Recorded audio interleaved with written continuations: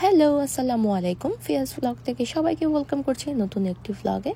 আজকের ব্লগটি হতে যাচ্ছে বাংলাদেশের ক্রিকেট টিমের একটা ম্যাচ নিয়ে। সো আমরা গিয়েছিলাম বাংলাদেশের ক্রিকেটের একটা ম্যাচ দেখতে।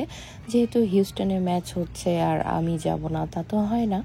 আমি বাংলাদেশের অনেক অনেক অনেক অগণিত খেলা স্টেডিয়ামে লাইভ দেখেছি, যেটা আমি বলে হিসাবও করতে পারবো না আমি কত ম্যাচ দেখেছি। বাট হিউস্টনে যেহেতু খেলা হচ্ছে, উইকেন্ডও ছিল, তাই আমি আর অয়ন মিলে গিয়েছিলাম। একদম আর্লি চলে গিয়েছি। গিয়ে দেখলাম যে খুবই ইজি, যেহেতু হিউস্টনে ক্রিকেটটা তেমন একটা ফেমাস বা আমেরিকাতেই এত ফেমাস না, যার কারণে অত ভালো ম্যানেজমেন্ট না হিউস্টনে। আর তার মধ্যে এই ম্যাচটি হচ্ছে নর্মাল একটা প্র্যাকটিস অথবা পূর্ব প্রস্তুতির একটা ম্যাচ, সিরিজ টাইপের, যেটি হচ্ছে আমাদের ওয়ার্ল্ড কাপের আগের একটা সিরিজ ছিল। তো এটা হচ্ছে বাংলাদেশ ভার্সেস ইউএসএ, নতুন টিম। যদিও বাংলাদেশ 2টা আগের ম্যাচে হেরেছে, বাট আমি যাওয়াতে এই ম্যাচটিতে আলহামদুলিল্লাহ আমরা উইন করেছি। তো এই হচ্ছে আমার ফেভারিট প্লেয়ার সাকিব। যারা আমাকে চিনেন অনেক আগের থেকে তারা জানেন আমি সাকিবের হিউজ ফ্যান। তো ওখানে দেখেও এত কাছে থেকে দেখলাম, আমিও ছবি টবি তুললাম, ভালোই লাগলো। আর সাকিবের সাথে আমার অনেক ছবি আছে। সাকিবের জন্য এককালে অনেক পাগল ছিলাম। সাকিব মাঠে নামা মানেই আমার সেই স্টেডিয়ামে হাজির হয়ে যাওয়া, ইটস লাইক আলটিমেট লেভেলের পাগল ছিলাম। তো যাই হোক, খেলা শুরু হতে যাচ্ছে।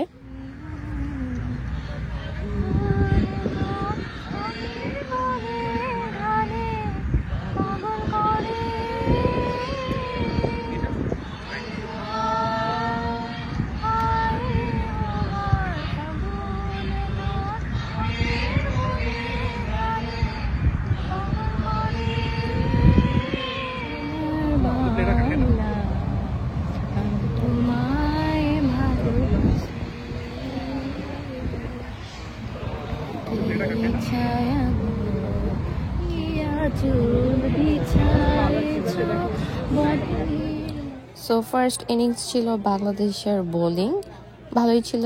বাংলাদেশ ভালোভাবেই ঠিকঠাক, ওদের বোলিং স্পেল ভালো ছিল। আর মাত্র 104 রানে ওরা ইউএসএকে পুরো অল আউট করে দেয়।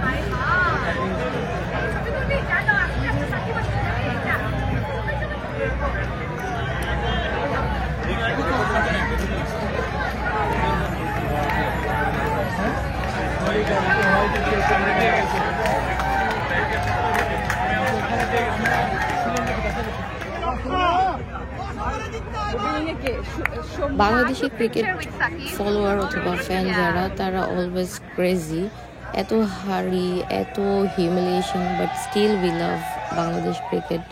তো দেখুন সবাই মিলে অনেক মজা করছে, মনেই হচ্ছে না এটা হিউস্টনের ক্রিকেট স্টেডিয়াম। খুব ইজিলি বাংলাদেশ ম্যাচটি জিতে গিয়েছিল, বিকজ কোনো উইকেটই পড়েনি। একদম 0 উইকেটে 2জন ওপেনিং ব্যাটসম্যানই বাংলাদেশের ফুল যে টার্গেটেড যে স্কোরটা ছিল সেটা রিচ করে ফেলেছে।